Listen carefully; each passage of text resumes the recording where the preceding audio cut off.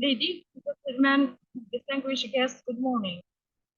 It's with a great pleasure to welcome you today to the second international conference on computational and applied physics here at in Blida University of Algeria.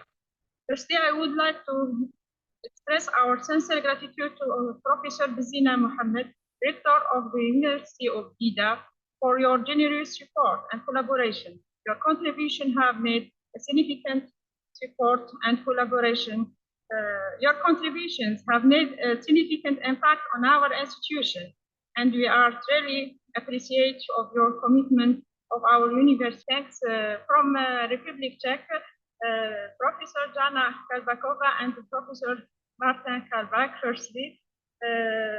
Then I thanked our professor from Germany, Uni Samir, and from France, Professor Zrouni and Zrouni Nordin and Ben Amara Omar.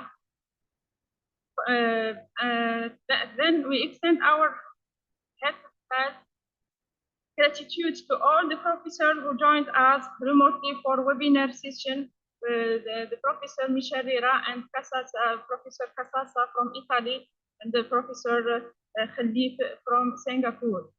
Donc, finally, I thank our sponsor.